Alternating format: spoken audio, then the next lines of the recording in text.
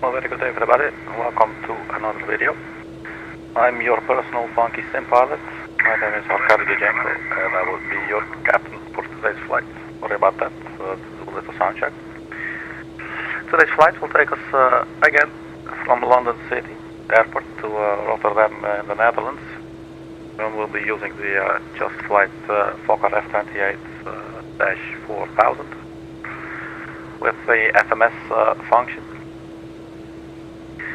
We messed it up twice, so third time's a charm, something like that. So here we are again. Oh cool, we got departing aircraft here. It's like a Lufthansa. So I think it's actually the exact same routing that we'll be doing. And I also very embarrassingly figured out what went wrong. Why the glide slope was not. I simply did not press the stupid button. Actually, I should not call the button stupid. I should be fair here. I'm the one who was stupid, not the button. I was just sitting there waiting to be pressed. But I wasn't holding up to my end of the deal. So let's devote an entire stream to fuck everything up. But at least we pressed the glide button. Okay. So, quite busy. So yeah, we're using real world time, real world weather, GSX, and the Airsoft People traffic tool. And then for the aircraft, we're using the F28 -4000 with the NLM CityHopper livery.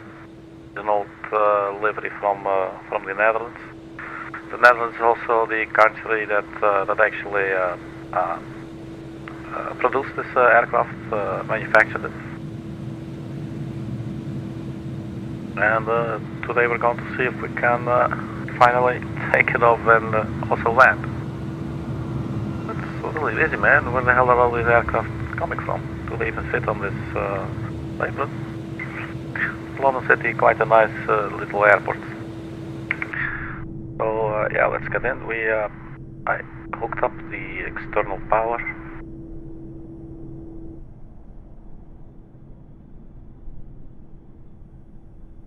Right, so the battery goes to on. And actually,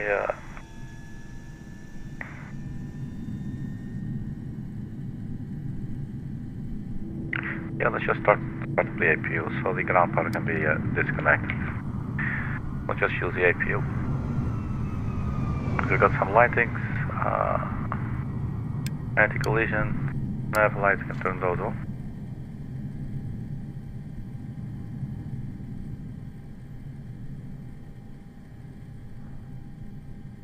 APU main turns on, and then the start button. And then as usual, we should get the RPM to go up. Not working. Well, oh, there it is. I'm just way too quick, man. So RPM 50%, the temperature, TGT will start to lower, will remain at around 400 degrees centigrade.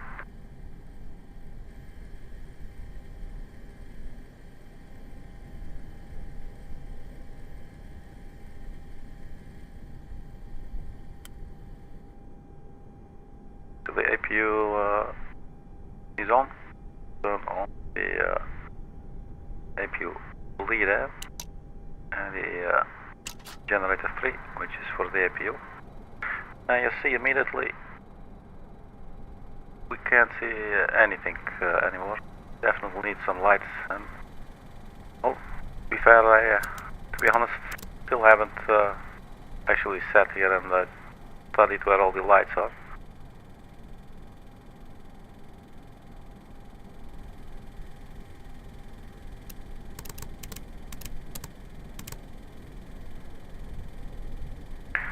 What we could do, turn on the red dome light.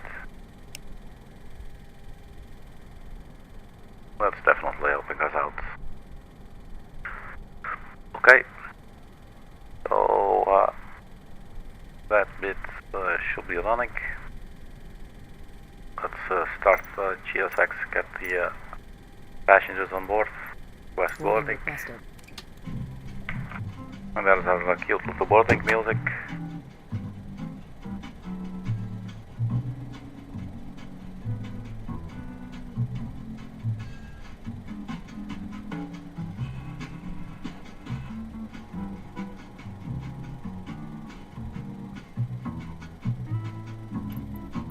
Do you want to board crew?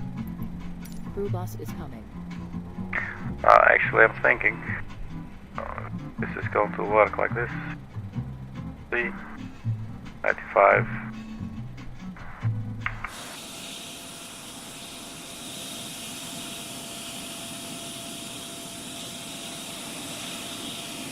Oh, we got some baggage loaders here. And there's the little crew bus. Pilot's boarding starting.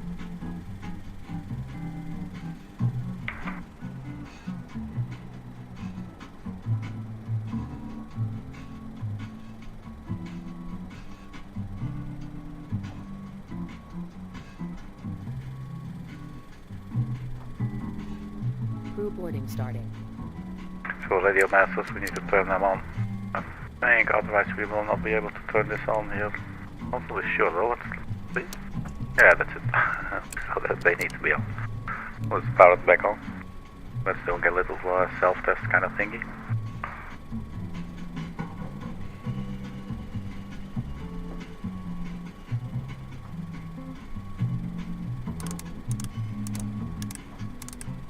Your passenger's bus is coming.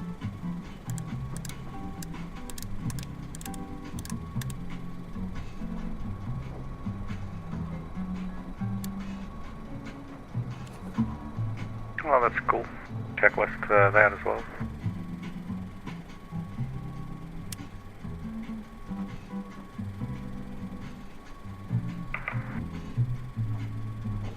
Right, so we can accept. So let's try to do this again. Flight plan. Passengers boarding starting. Oh, Echo. We're selected. Echo Golf Lima Charlie. Enter. And that is in. We accept. That's the correct one. Accept. And I believe then we can enter our departure. We go to menu. Depart. Runway 27. It's number 2. Release the fuel. And then we enter. The SIT will be the ODUKU 1 Alpha, which is also number 2. Go back to flight plan. This goes to ODUKU. And we go next page for number 6, basically.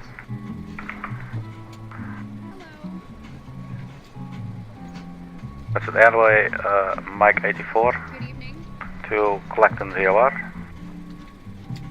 And that is on the list. Oops. Airway Mike 84, option 1. Better. And it's taking us to Clacton, that's number 5. This way. Enter.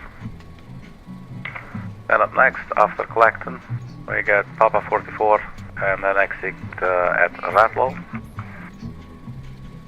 So this again.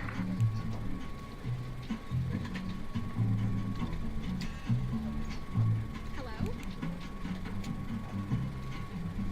Papa 44, this is number 5. To exit at RATLO, that's number 3.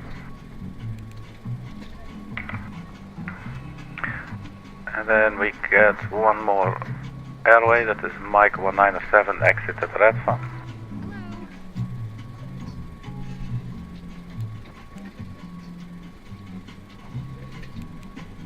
Mike 197, number 1, enter. Good evening. To be exited at REDFA, number 7. Enter. Then finally the airport, and then we can choose the arrival. So the airport will be Echo Hotel Romeo Delta. Well, there is a super happy music again. That is so funny.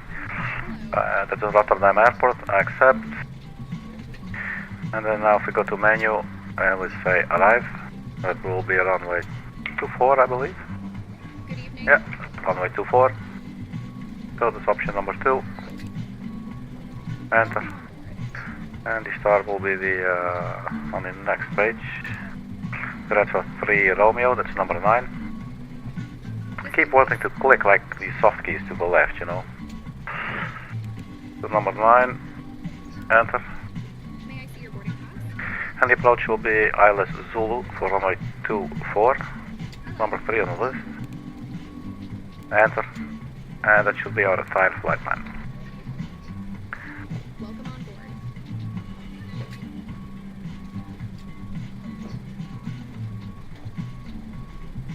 So the fuel page basically should show us the fuel that we have. Fuel on board now 1989.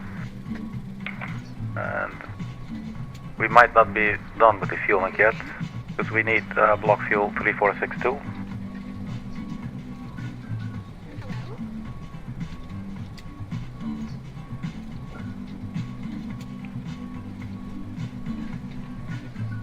Yeah, it's not getting the numbers from Simbrief because I guess I was a little bit late, so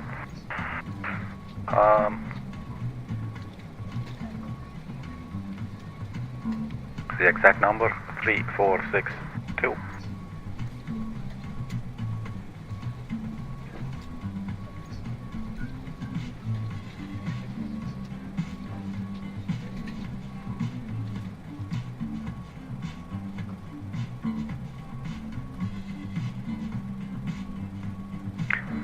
I'm wondering, can we not refuel while the boarding is in process?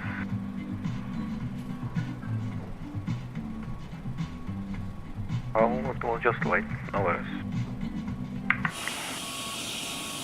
Does it look like we're worried? You know, because we're not.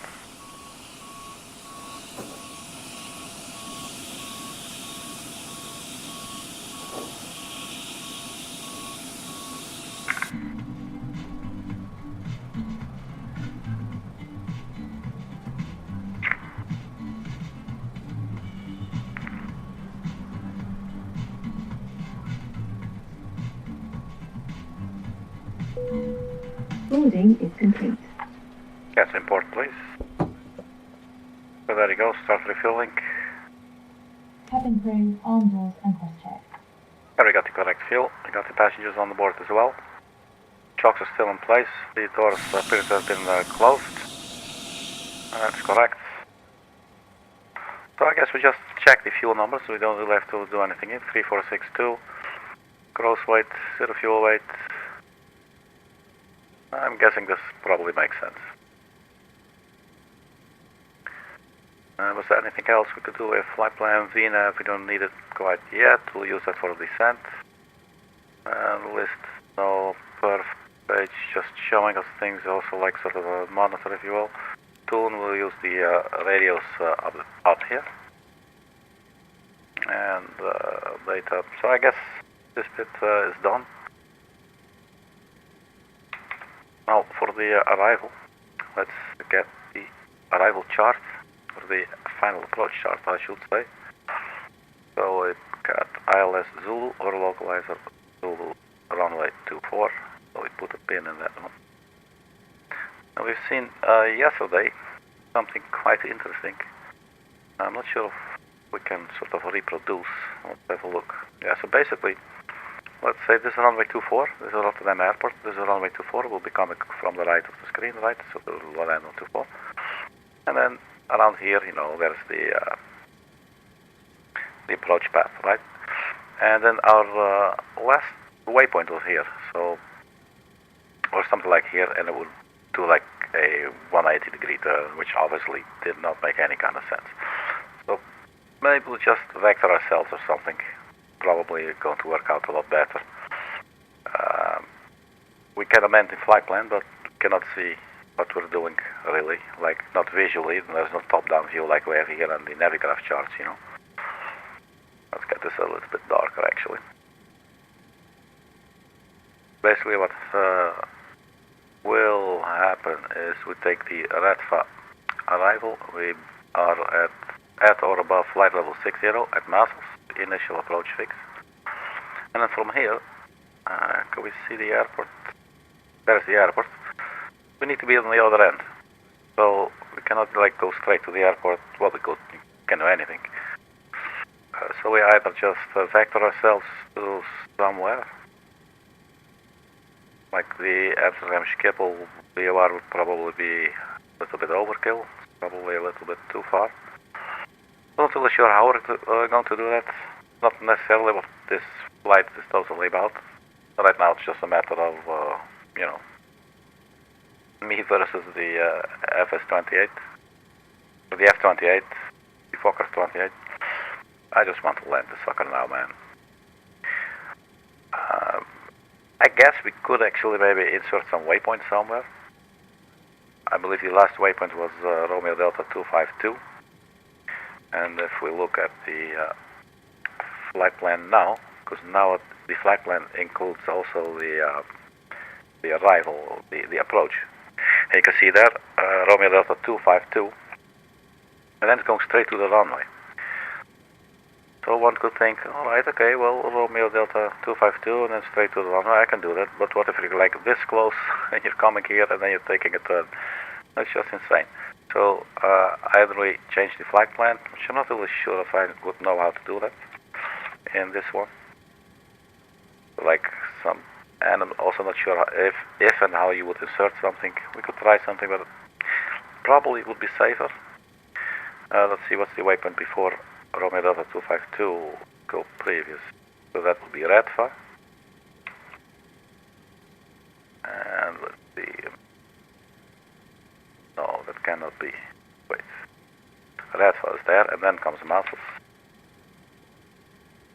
Oh, Mazels number 10. I totally did look at it. It was light in my face. So after Mazels, some Mazels. You'd probably like fly the reciprocal. I believe that is 054, or if I'm not mistaken.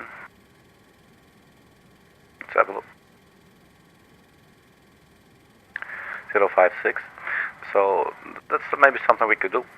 And then we just fly in instruments, radio instruments. So after Mazels, well, now let's go back here. So after Mazels, this waypoint, here's the airport, and we want to come from this end. We'll basically just fly the reciprocal, and that would still keep us a little bit out, like laterally from the airport, but that's all okay. We can then just vector ourselves around and get into the glide slope, and localize on the glide slope before the final approach path. So I think after Masters we're just going to give ourselves, if we then give ourselves vectors, we should be good. And then there's always the element of me actually like try to fly the plane, which is not a guaranteed success by any stretch of the imagination. Alright, man, enough bullshit. So flight level 210, refuel it complete. That makes me happy. And we got flight level 210. So that has been set as well. So I think we can just go ahead and start the engines.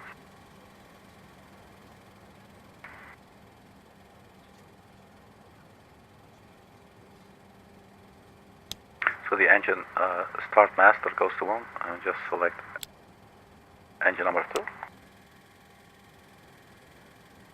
And again, that is, well, let's do it a little bit, but let's be fast. We do need the fuel pumps. Definitely going to help out a lot. And there's our N2 percentage, so let's put in some fuel. In the meantime, transponder panel 31, 21, Charlie, and let's just put it to on.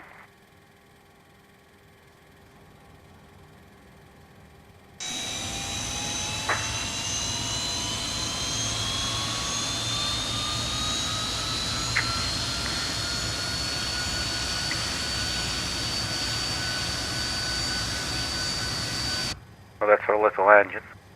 Because she's ready to be played with. Still only seatbelt sign, no smoking sign. Engine number 1.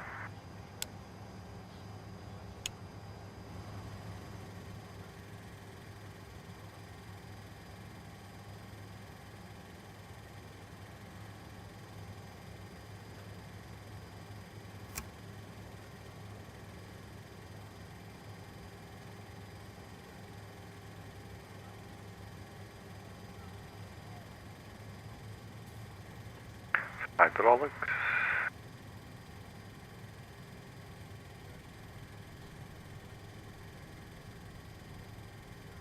Hydraulic pressure is in the green. We should be able to set our flaps. 6.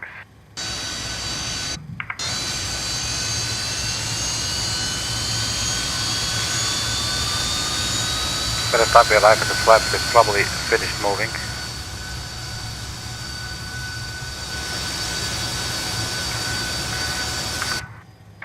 Right, so that's 2 running engines. Let's get this a little bit more juice here.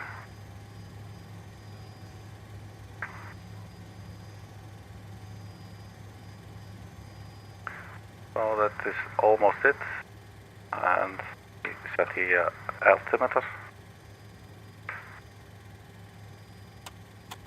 And flight level 210.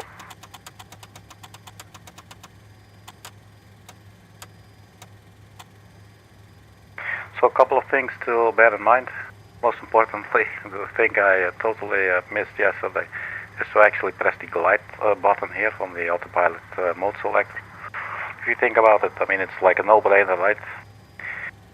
So I figured, I just put it to Warlock and I was thinking, hey man, that's it, and yeah, no, not enough, obviously. I think I put on glide stop, but you should also put on glide here. For now, we'll leave it at Warlock. This will help us with the GPS, and the nav system is in GPS as well. We have the local altimeter set, or this altimeter set to local QNH. And one other thing to bear in mind, I think, is to use this, like whenever I use the vertical speed system, let's say you turn alert on, so you want to be alerted at a certain altitude, like 1,000 feet from it, but also turn on the auto system, meaning that once you reach it, the aircraft will level off, otherwise you'll just go through, you miss your altitude or something. So that's basically it. So check that alt hold is on basically, and make sure to turn auto on and alert on. And then I think that these are a bunch of good pieces of advice to myself to bear in mind. I think everything else is probably okay. We can turn on the yaw damper, but let's not turn on the autopilot just yet. So before we start to taxi, let's see, the electrical power should be on the engines now. So we should be able to turn off, actually need to turn off the engine start master, also we turn off the APU and the APU bleed, and the APU generator as well. There's now a generator 1 and 2.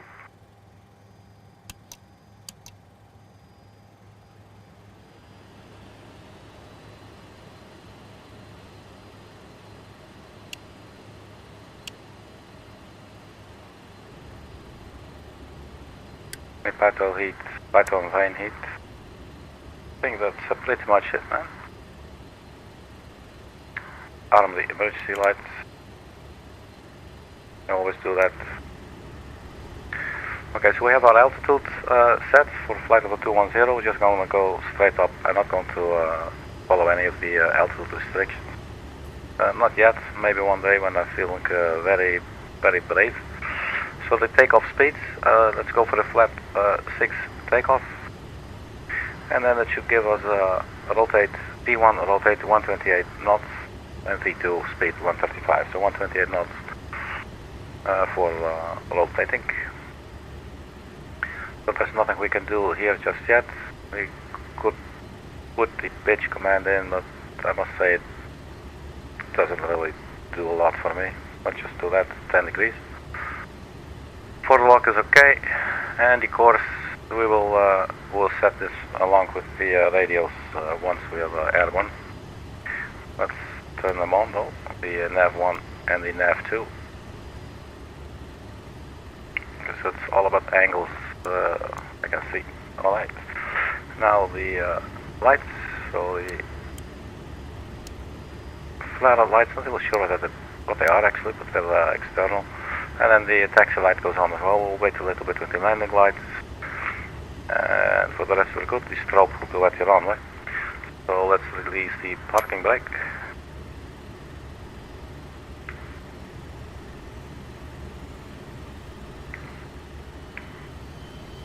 And we're not moving, obviously, because we still have the chocks in place.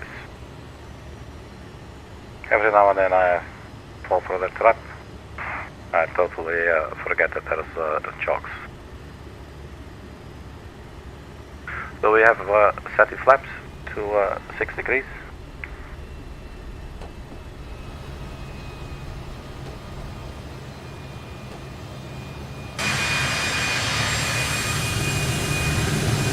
And we're also using a custom scenery for this airport, for the London City Airport.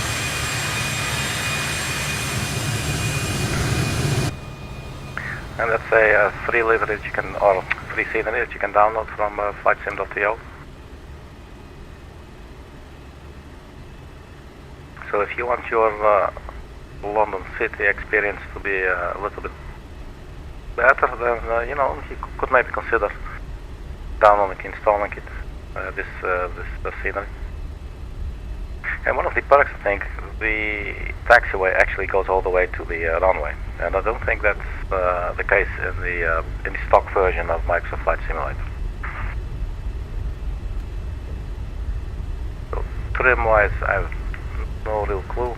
So let's just trim it a little bit, and let's watch our speed, because we're probably overspeeding a little bit. Although we are a smaller aircraft, so it might look a little bit faster. Just like the dinosaurs in the rear view mirrors in Jurassic Park. Well, maybe not quite the same. What can I say? I'm not a physics major, you know.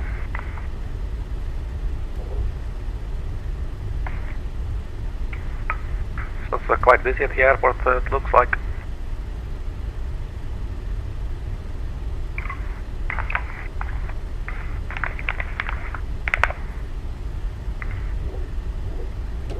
Let's go easy on the speed. We'll need to turn onto the runway here in this last turn.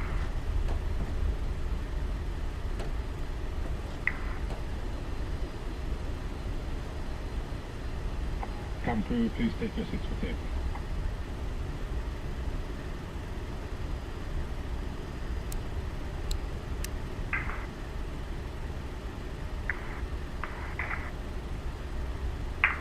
Cabin is secured.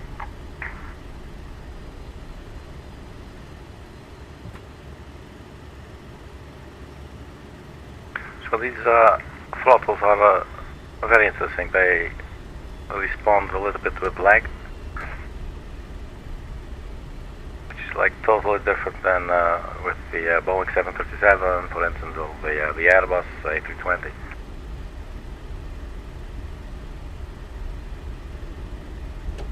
Right, so we're in a good place, I think.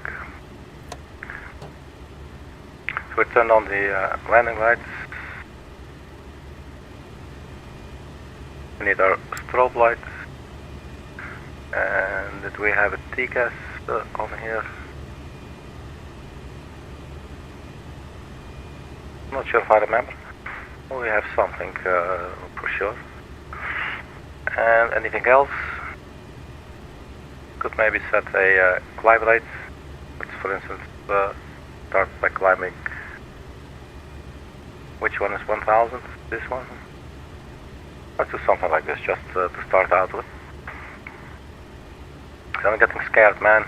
I've crashed this sucker a couple of times.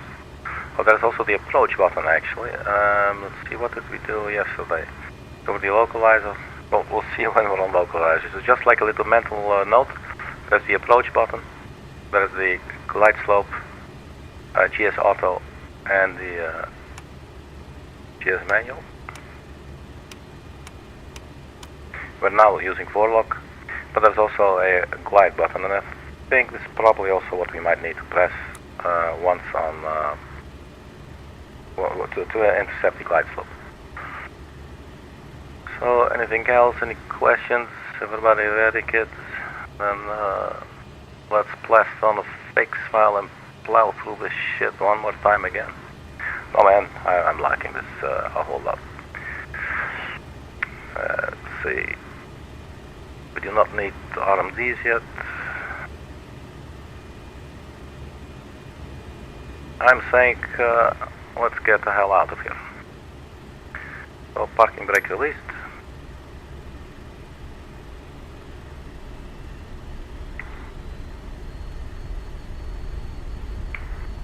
And we go full throttle. Power set.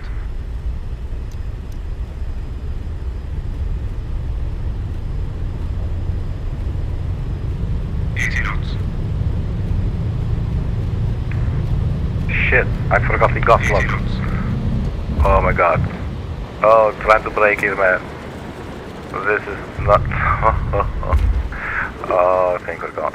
Oh, what the hell is this? This is so cool. We're on the water.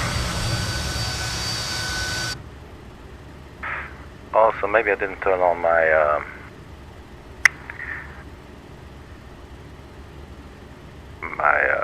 shit.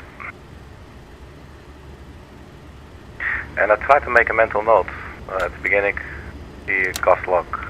I don't know why they put that sucker there. I think crash detection is off, which in this case is, I'm not complaining, but as soon as we're good, as soon as I'm done struggling here, I will turn it on. But sometimes when I make a, what do you call that? Sometimes when I make a little video of the landing, I have to turn it off because it requires me to like teleport the aircraft to like a totally different location, and the forces will still keep on working on the aircraft, you know. So that's why I turned that off. So let's quickly have a look at that. That's under assistance options. And there you go, it's on easy. So we do not want that, so it goes in hard, flying safe, go back, release on. Alright, so now if we mess up, we kill ourselves. But I mean, there's something about this aircraft or this flight, you know, like that's what I'm saying, it's getting fucking personal now, you know, like, come on. This is like the third stream dedicated to flying this little aircraft. And what's another interesting point, I've flown this aircraft a couple of times on the channel, just VOR to VOR, nothing wrong. Well, actually, I must say not all the time. There was one instance where I actually also totally forgot to turn off the gas lock, and something similar happened. Fortunately, this time I immediately was able to identify what the problem was. I know I should probably just use a checklist to avoid these kinds of things, you know.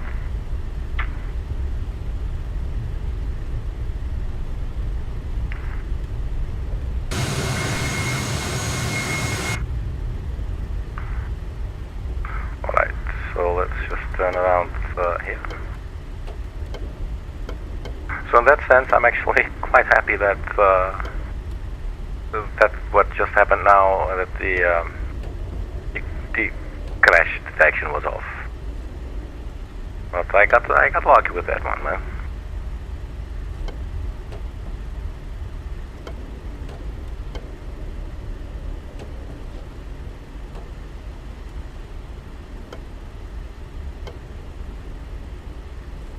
So just going to pretend like nothing happened. We're here. Oh, look, there's a runway. Hey, shall we go somewhere? Yeah, where do you want to go? Well, let's go to Rotterdam. Are you sure? But, yeah, well, why not? Well, I've heard some things about it, you know. It looks like it's haunted.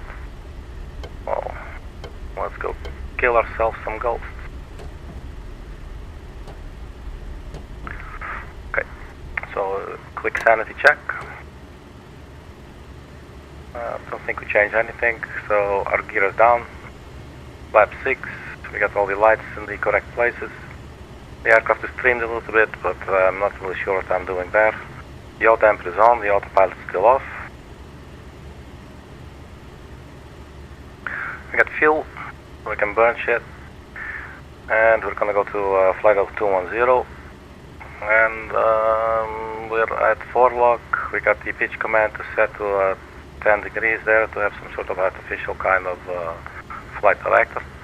We don't need anything else up here. So let's go and give it another shot. We'll see if we can further embarrass ourselves on the internet. We're going down on history. This will be online, well, basically forever. In some way, shape or form.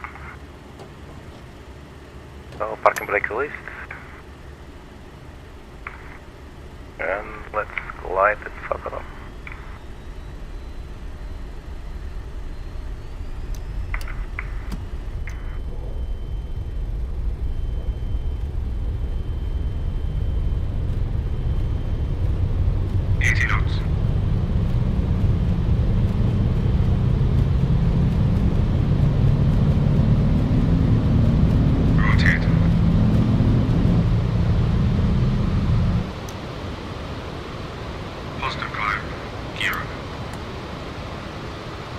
Alright, so far so good.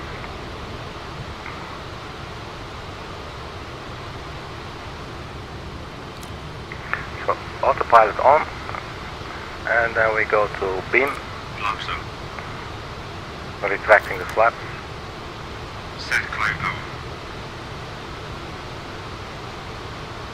So the aircraft now starting to turn to the first waypoint, which is in 3.7 miles. So he did say set climb power for now. Well, actually I did see some buttons here. I have zero clue what they mean. TT, it says climb, or that's actually maybe, I don't know. We're not messing with that at all.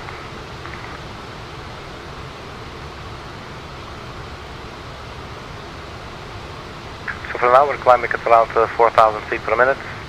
Our speed is still holding. So let's just keep on doing this for a little bit longer. And if we wanted to maybe like decrease our pitch, could maybe go. That gave me a fright.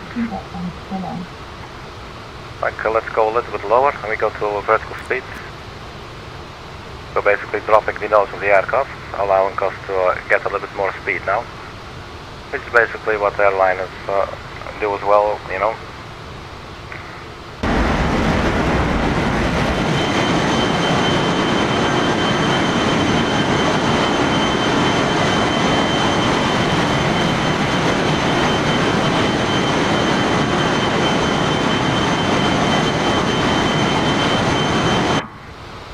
So let's quickly get back inside and see if everything is still okay.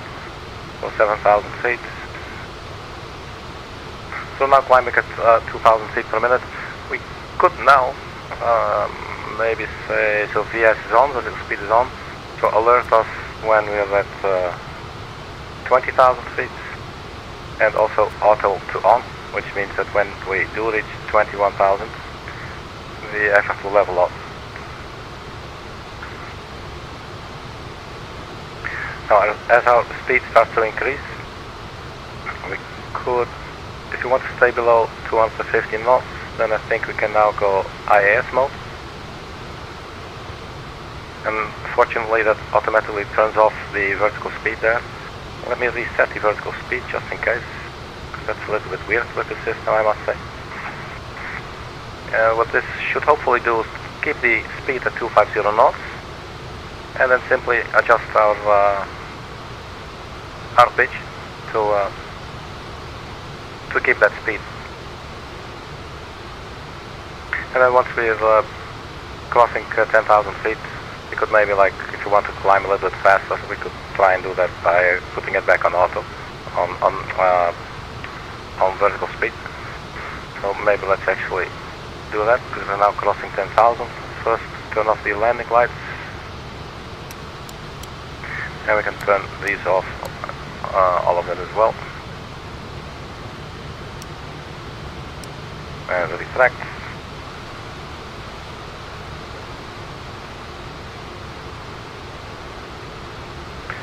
So let's now go back to vertical speed.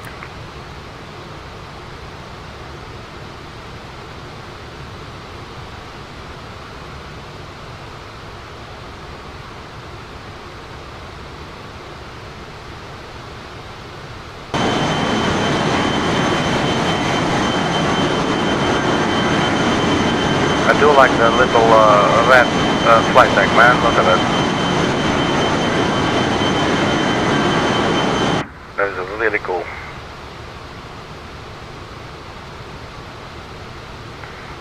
So let's keep on monitoring our speed. For now it's pretty stable.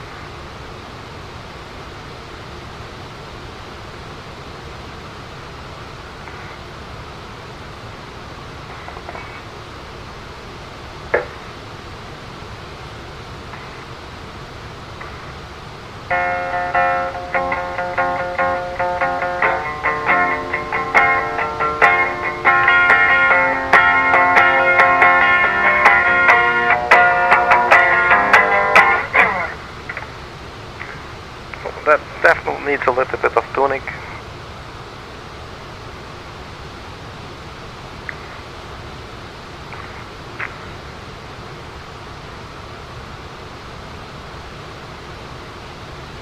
We're climbing quite efficiently, I would think. 15,000 feet already.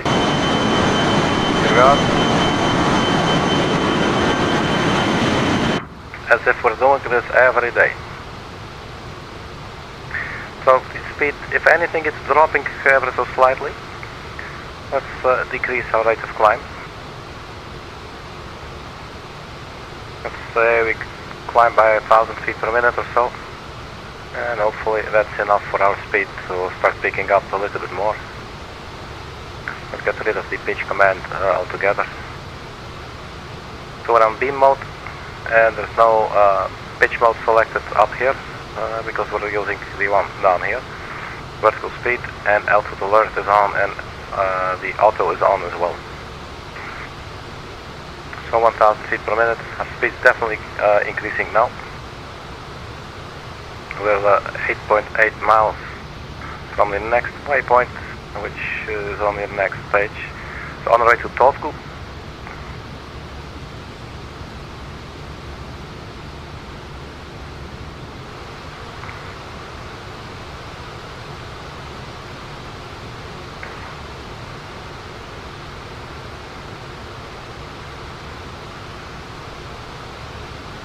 One thing that I'm wondering now, if we at some point decide to switch to IAS mode, the vertical speed mode will disengage and the aircraft will pitch according to your speed, right? To maintain your speed. Will it then still level off at 21,000 feet?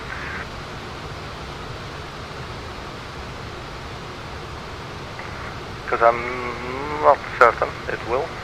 I'm expecting actually it would.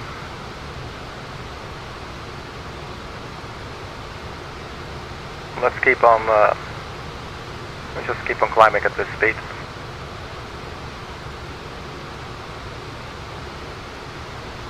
So, at Mesos, we want to be flight level 60.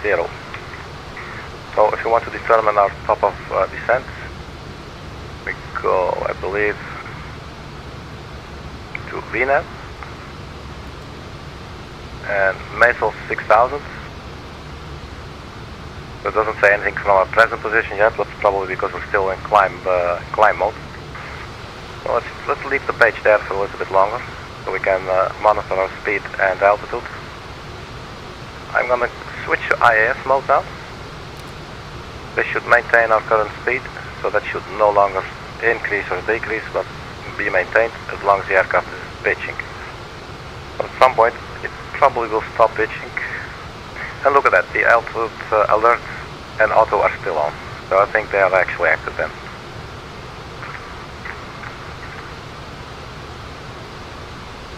So that hints to an answer to my question. So 9 miles, 10 miles.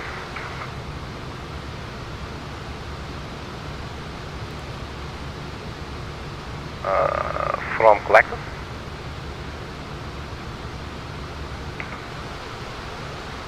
And that's the thing, we cannot really see here. We can just see the cursor flying 064 and it's 7 miles to go. And the, well, the pink one is your next waypoint. So we're getting there with a heading of 064 degrees on the way to CLN. The distance from ODUKU to CLN is 15.9 nautical miles. There's our klaxon. Oops. Let's not panic, Arkady. Altitude pre-select.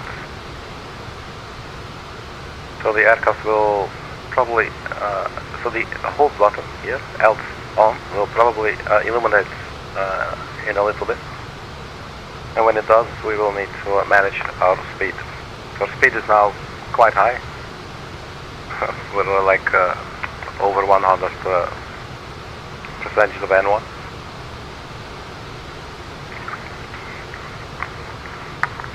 Still climbing. Pitching down a little bit now. This is all done automatically, I'm not doing it. The aircraft's now trying to hold, and then the light there should go on, hopefully.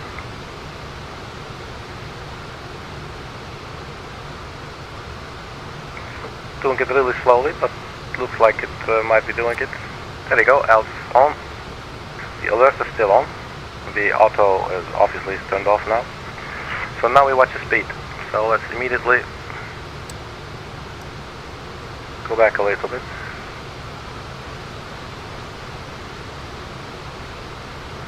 So we're at about 90% of N1. Let's try to go a little bit below that. Like 2 notches, around 88.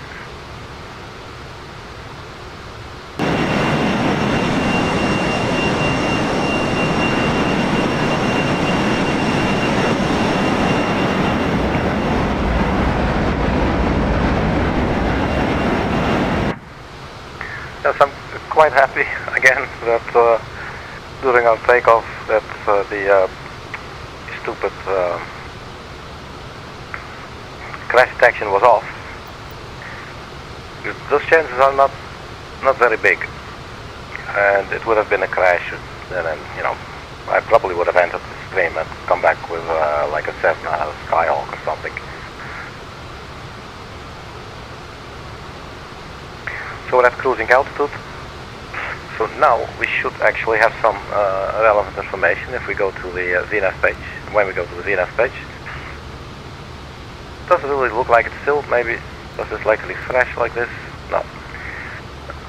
Maybe let's do something else. So let's say if our target vertical speed would be 2,000 feet per minute on the descent. Oh, I have to click it. 2,000 feet. Enter. And then it's saying us, if this is what you're going to be doing, then you will have to start doing that in about 33.8 nautical miles. But if you would prefer to start now, you can also do that. But then you have to go with 1150 feet per minute. I think we're just gonna do this, so we're going to go straight down to 6,000 feet. Now, really, if you look at the flight plan, there's probably some other restrictions at first. This is all probably no, actually there's none. Massive, that's the first one. So we get so lucky there. We quickly check our speed.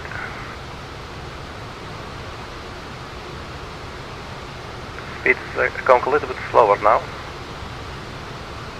So let's put those 2 notches back.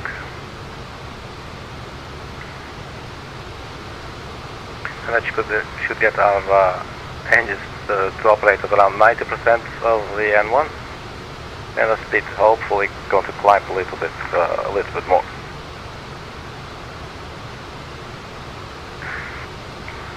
So as I said, the reciprocal for our runway heading is 056.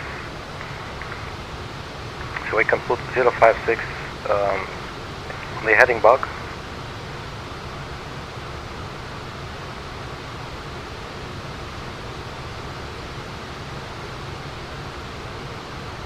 And this is really challenging stuff in the simulator sometimes. CRJ is just like that, it's even worse.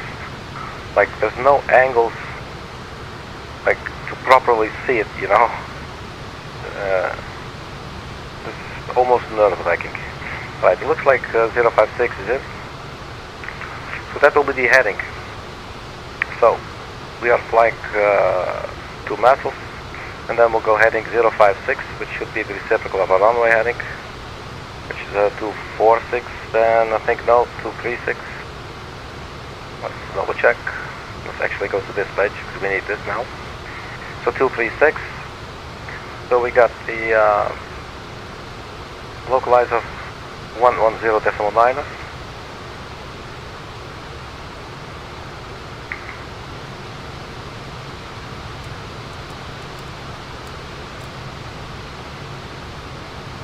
So that's in with a course heading of 236.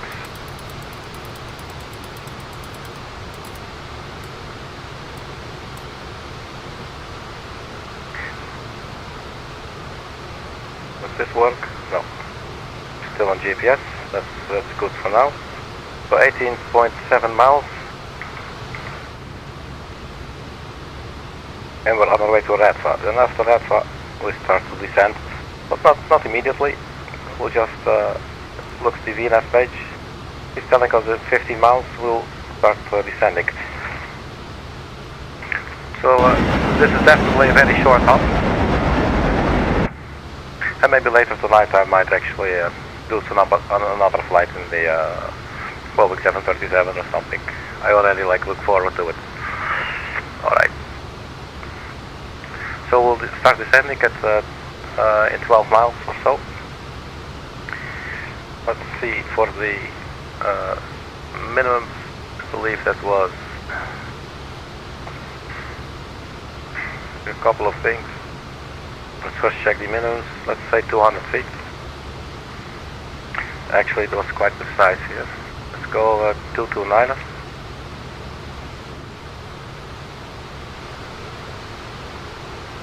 Speed still okay. Still a little bit lower. So 219. That's in this dial right here. And when you test it, you can see what to expect. So this shows decision altitude. And that button starts, that light starts to illuminate as well.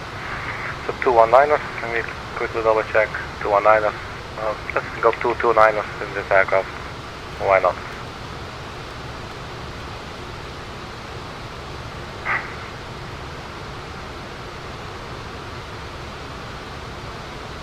Okay, so what else? We have the course in the box, 236. We have 110.9 on the nav 1. We'll switch over to nav once we need it for intercepting the localizer. We can leave it on Vorlog, but then when we want to armor the approach, let's see what's going to happen. I'm sure we're going to see something where we press either approach and or glide. Just need to remember to do that. So 1.5 knots come out until our top of descent, 1.3. So let's just start descending now. So because we do need to dial in 6,000.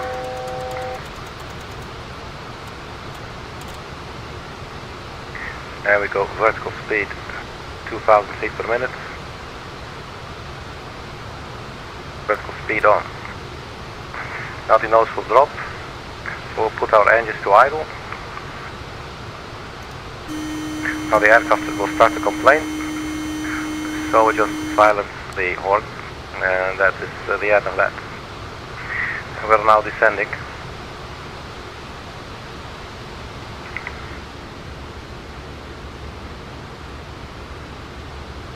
So on our way to Meisels.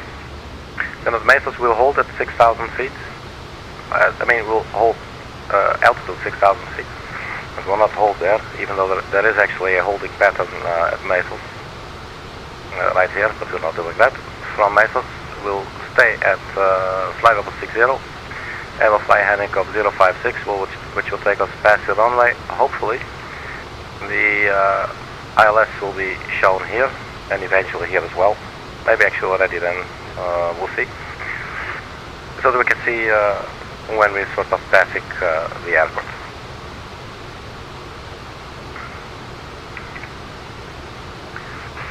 The glide slope starts 2,000 feet at RD 252. So that's about it. And again, there is a very big chance that the runway lights are not working at Rotterdam Airport. As we could see on the previous flight, even though I was messing up my navigation, but it wasn't the first time. I've seen it happen quite regularly during the evenings. You fly to Rotterdam Airport and the lights are simply not on. I don't know why that is. It sounds a little bit like a Microsoft Flight Simulator glitch. Okay, so what are we doing? We would like 2,000 feet descent. Let's get a little bit faster. We were not quite at 2,000 feet, so maybe see if we can compensate by overshooting the 2,000 for a little bit. Our speed is still okay, we're just sitting here with the engines running at idle.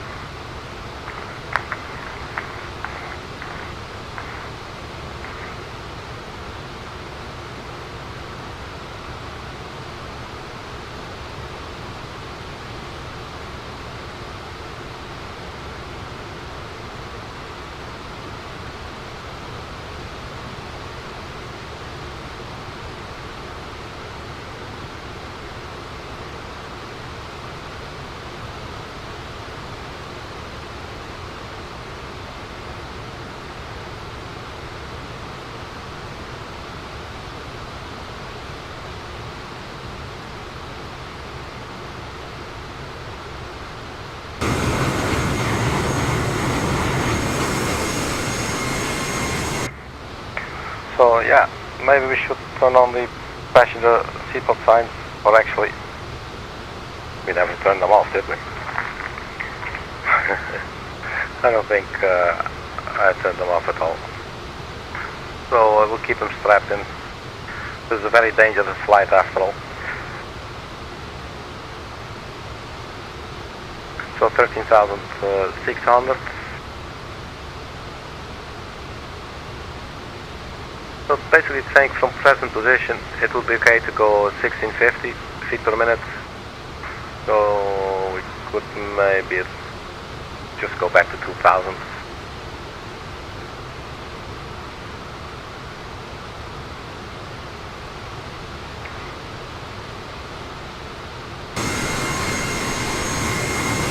And you know, I don't mind arriving at 6,000 feet a little bit early, but if we can basically trouble up like overspeeding and everything, that would be nice.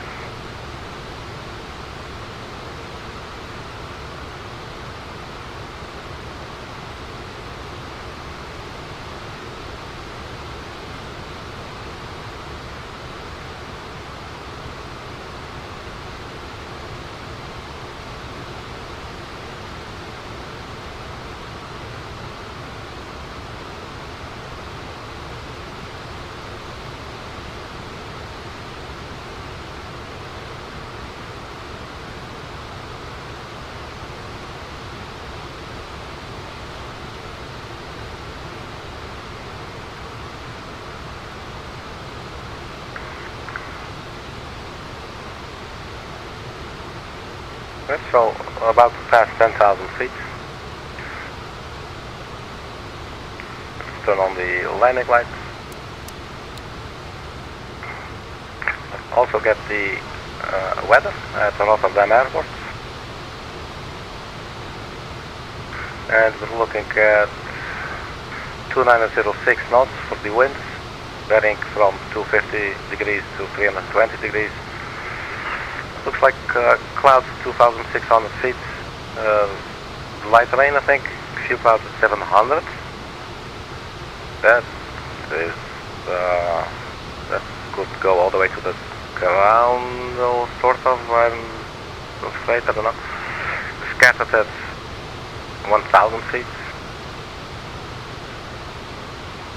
Few clouds, 1,500 feet. Overcast, 2,500 feet. That's some shitty weather. QNH 1021. So that's what I want basically. But now we also have a little weather report. So QNH 1021. The speed is still okay. We're at 8,000 feet, so we're almost there. Let's put 1021 here in this box. Just sort of as a little reminder. I'm not really sure why that is here, but I'm sure we can abuse it. So, one interesting thing, I'm glad I'm spotting it, also should go to on. Otherwise we would have shot through our altitude.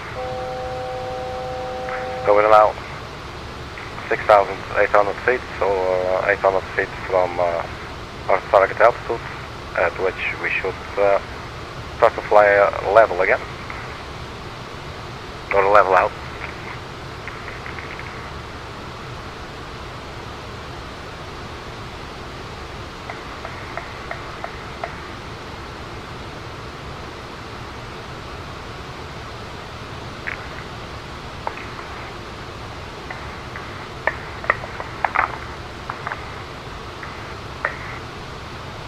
Right, so 6,000 feet. So now we mind our speed because we have zero output on the engines basically.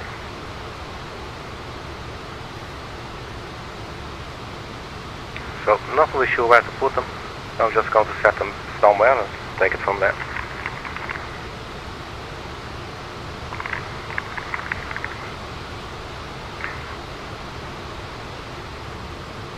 One important thing, 2.4 miles towards 3. Let me quickly see where we are, because I think we might be early for Mesos. I'm hoping so. So, flight plan, we're still on our way from REDFA to Mesos. So that's good news.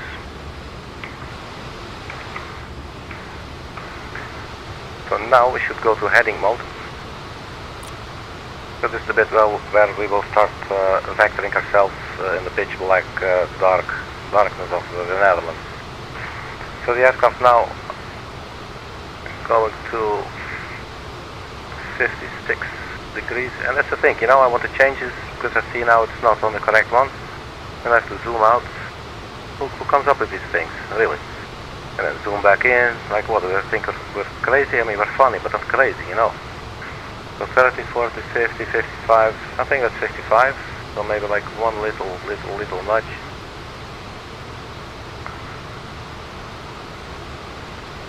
That should be sort of okay, I guess. So what's interesting now, we have the ILS frequency. Let's actually also put it in the nav too. 10.9. Because what I want to be able to see DME appear here. Our speed is okay actually. I want to see the DME so that we can sort of see how far from the airport we are. Basically like we did yesterday. This waypoint is probably still... What's happening here? Wait. What was this? Look, we're getting the localizer now, but we're from the opposite side, okay? So we're not quite there yet, but this will keep going down and down and down. Let's see if we can... Yeah, that's the Netherlands, we can go 4,000 feet. Let's just do that.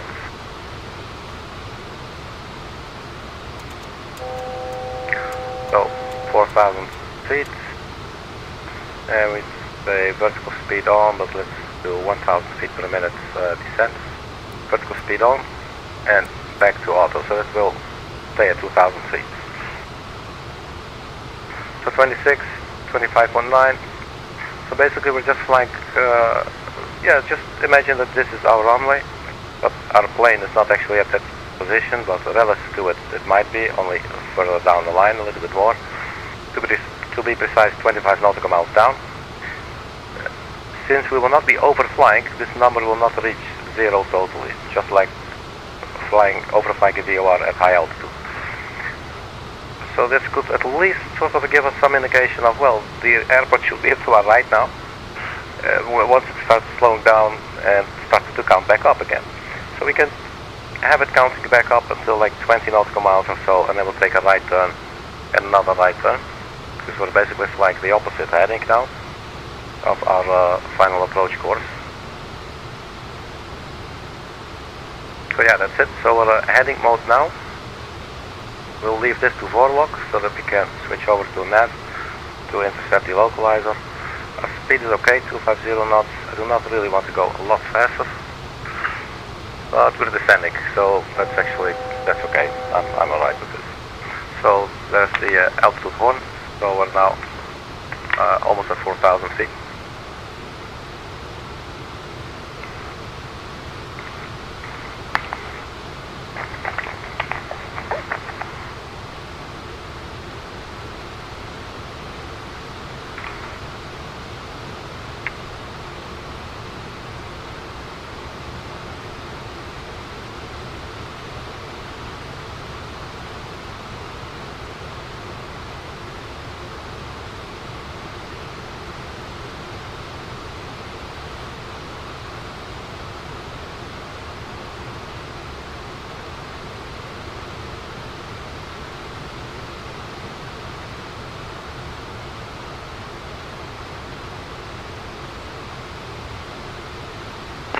Okay, so hopefully we're still flying. Really quickly have to run to the galley to get a new IST. So what are we looking at? 4,000 feet, holding altitude. Thank you, that's good. We're 16.4 miles from the runway, and I believe you saw yesterday the deviation was, but this is basically from the track that we should be on. I believe it was like 2.5 nautical miles per dot. So you have like from the center to the first dot 2.5 nautical miles, and then from that dot to the next one. So this would be around 5 nautical miles, these two dots. So center, dot, dot. But the waypoint that this is referring to is at 068, which is basically after Mesos. We were supposed to go to RD 252 and then take like a crazy sharp turn to the right, which I'm refusing. But that would have been heading to RD 252. So let's get this back. Well, let's just keep it here, I guess. Oh, there's civilization. That is nice. So let's see. We're 12 miles from the airport, basically. Now, hopefully seeing something. I'm not really totally sure where to look.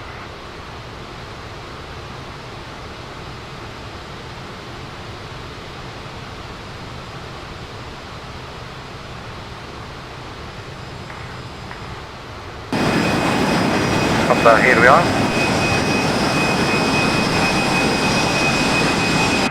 So Dutch flight to the Netherlands.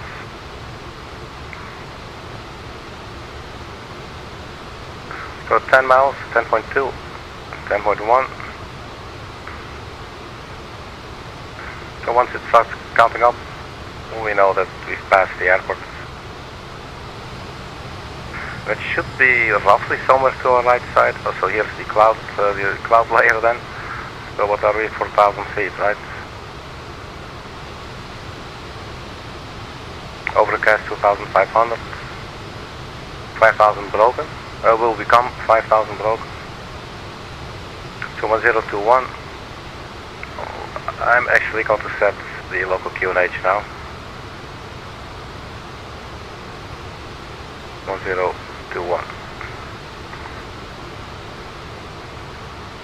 8.4, 8.3, so we're still on our way to the airport basically, and not from it.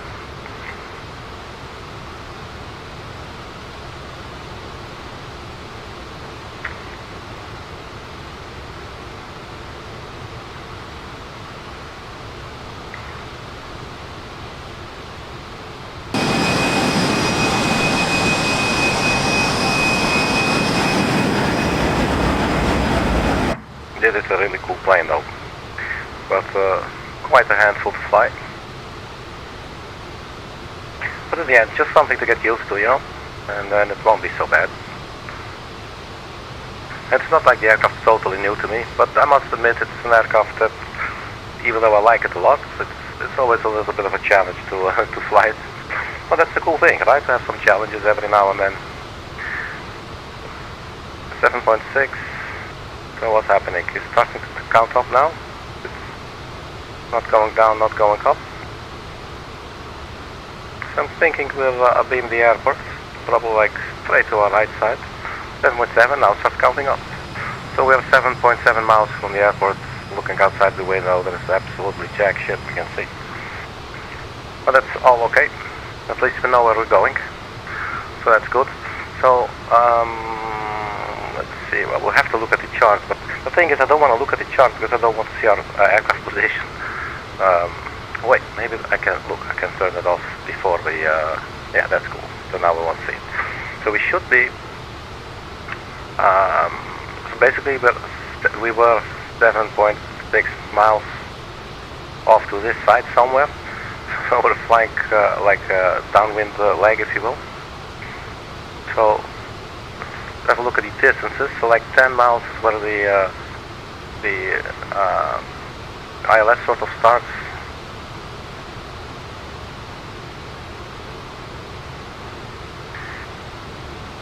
That is at width at let's say at width at 10 miles. So if we go 15 or 20 miles in that direction and then we come on out, that should be fine. Hey Mike, how are you? I know we're almost there, but never too late to sit properly.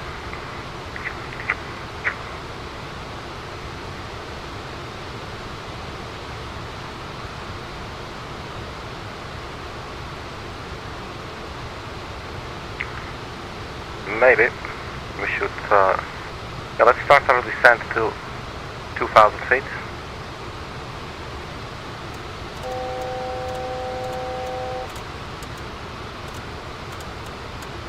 Come on, 2,000 please, not that hard. Okay, vertical speed on, and auto on as well.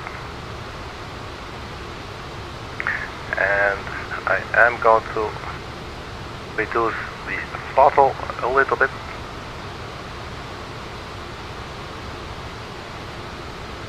But I do want to descend a little bit faster, I must admit. I just want to be at 2,000 feet now as fast as I can. It's not needed yet, there's no cost for alarm.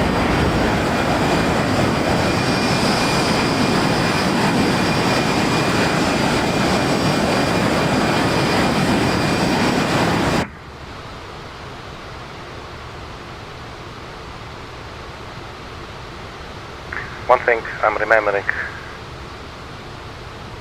to do on the ground spoiler.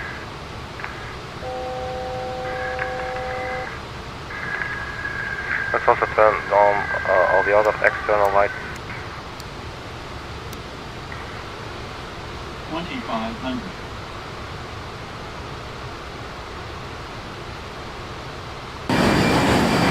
This might be a little bit low. People who live here might not like this very much. But it seems okay. So we're leveling off at around at 2,000 feet. My apologies.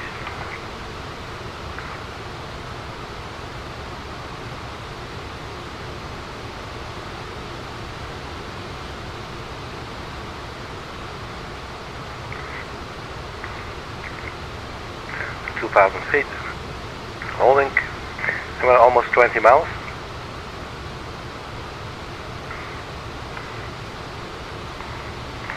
So there's two things we can do.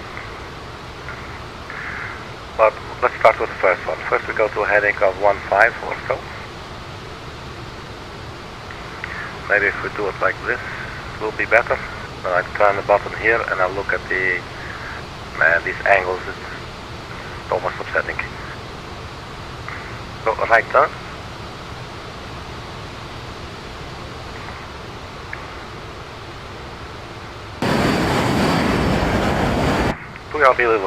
We are quite close to the ground. Not necessarily dangerous, but probably they won't like it. 21 miles and increasing. I'm going to throttle back a little bit more. Let's get rid of the warning sound.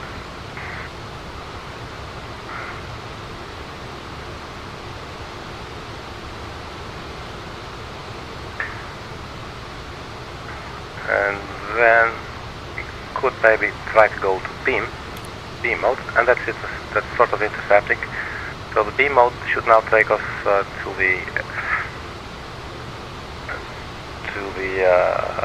like the initial approach fixture. No, it's not the initial. It's let me show you. It's going to take us to RD 252, which is right there. But we are coming a little bit from here, so maybe I was a little premature here. But we do have this to look at. So it looks like it's first getting us on track. So that's actually good news. And I think maybe even we could turn on the nav button. Let's see if that's going to work for us. Looks like it. And this is now turning to intercept. That would be nice. But should actually make a left turn now to get onto the track. And if it doesn't, we'll use heading mode for it. Oh wait, it's actually, no, it is on beam. Of course, bar access. So, okay, cool. So we're 18 miles out. So that's the first bit.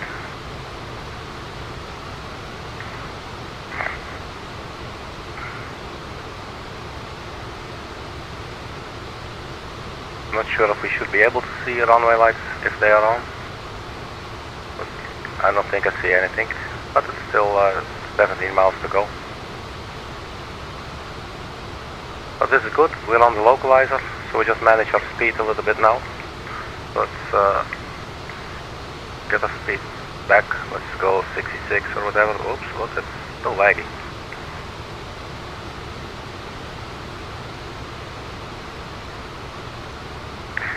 You can see here the ILS, or the glide slope I should say actually. So if you want to arm that, let's speed out. Approach, we'll use nav 1. And I think we go glide, and there you go. And then we get confirmation glide slope. It's just not intercepted yet, but it is armed. So that's a good place to be in. So then basically all we need to worry about is our speed. So 2,000 feet, we're below the glide slope, we're 12.8 nautical miles out, and our speed is still a little bit high if you ask me. So let's get that down a little bit more.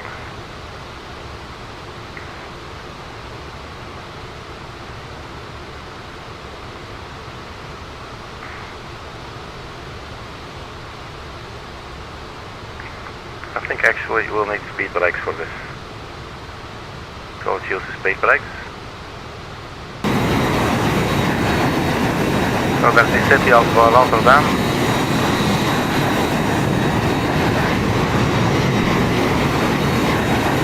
Let's get back to the flight deck.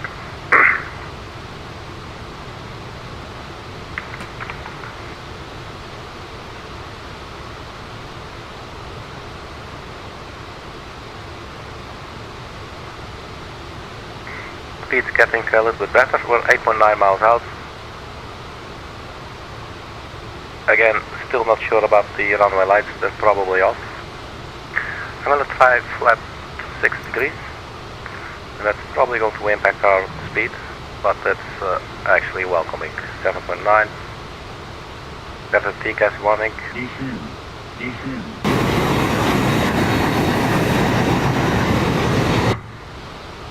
So let's forget about that.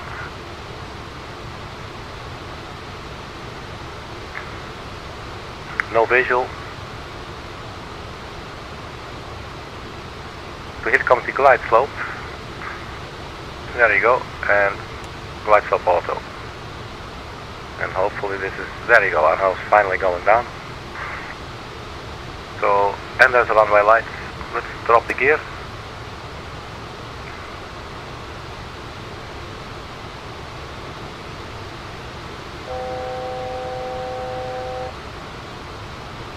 Let's check the approach speed. We're 4.5 miles.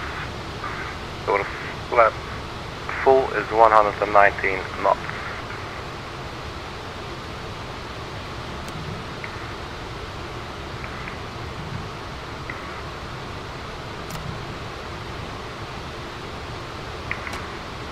We're getting some more speed brake out here for a little bit. 1000. Concrete, please take your seats one. Flaps 25. Flaps 42. Okay, so that's flaps full. Cabin is secured.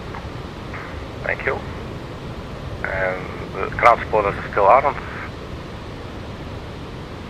So let's turn off the autopilot. No, not yet. Our speed's getting low. Glide slow.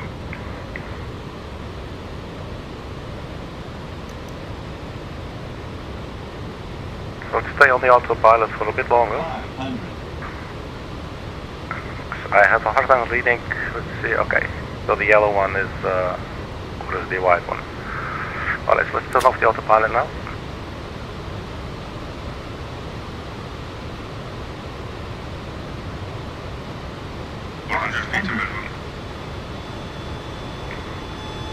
There's our minimums warning. Minimums. Minimums. Pull up. Oh, I'm sorry. Did I break your concentration? Here's runway 24. 30. Idle. 20. Ah, 10. and that's touchdown. So finally made it, man. Reverses. I believe this has reverses for, doesn't it? No, we do not have reverses. So flaps can come up.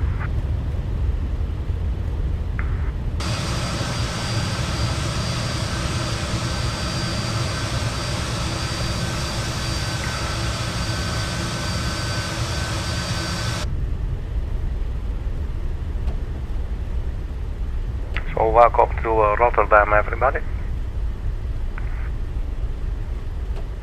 So it was interesting to fly the FMS like this. It's like a bare minimum kind of FMS kind of style, but it does work. The only thing is we had to sort of vector ourselves to do a little bit of radio flying after all. Well, sort of. We can take a left, yeah. So that's the runway vacated.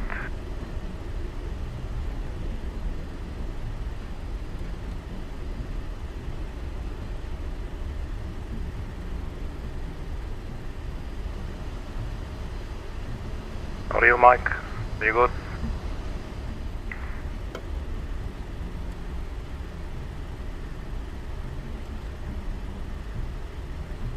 So, maybe not everybody knows this, but this guy's name is Mike Charlie. So sometimes we like to call him the MC, you know.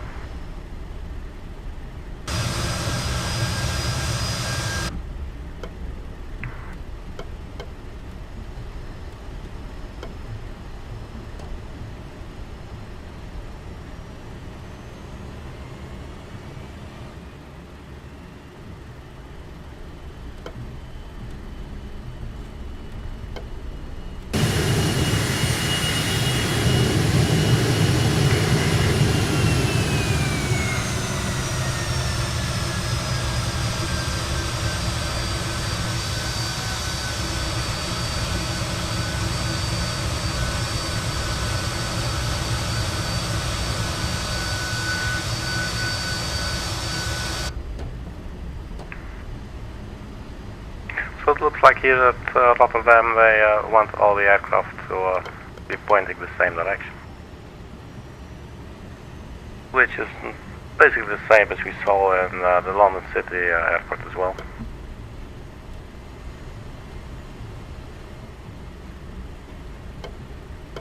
So there's a Rotterdam Hague airport welcoming us.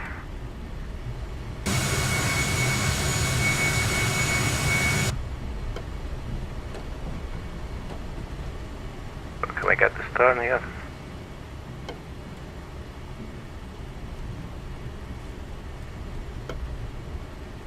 So finally I can leave with myself again. After successfully taking off. The first takeoff I made a mistake, autopilot was already on. It was horrible. And then yesterday the second landing attempt went horribly wrong. Okay, parking brake set. Engines to idle. How do we kill the engine on this one? That's just the cut off the fuel, I guess. So that's number one, and that's number two. Close the manual and test check.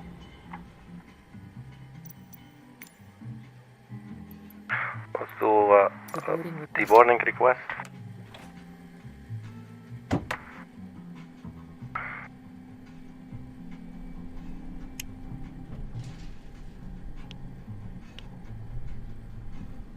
Or actually, maybe we can just use ground power. Passengers bus is coming.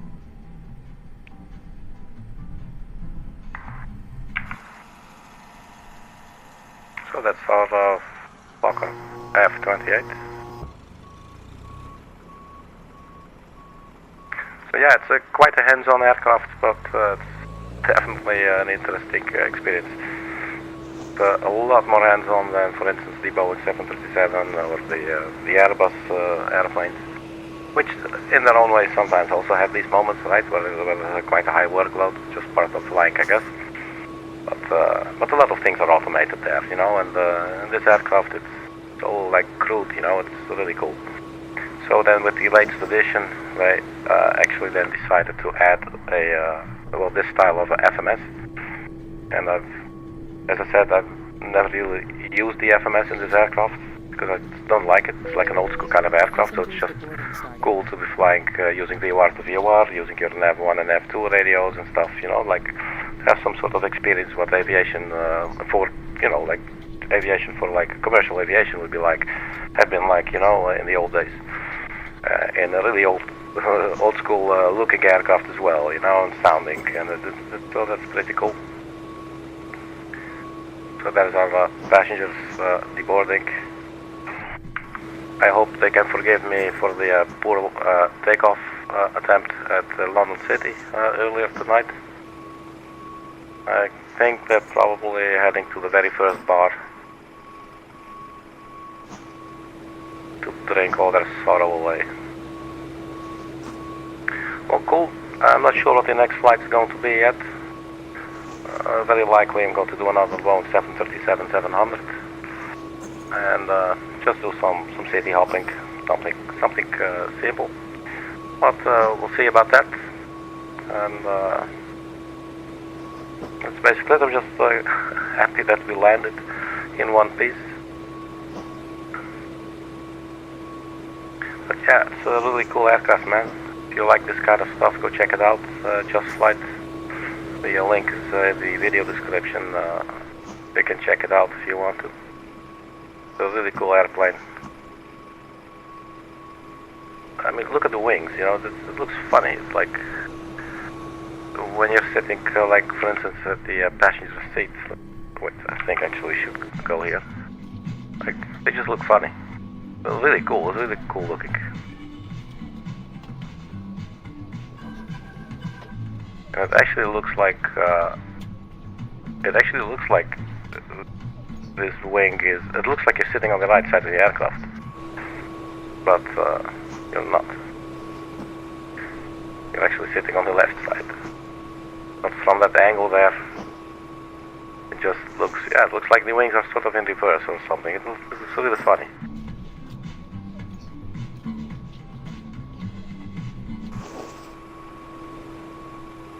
Right, so these people are obviously very happy to get off the plane. But yeah, man, that's it. So thank you very much for checking, and we'll see you at the next video. Stay funky, man. Bye bye.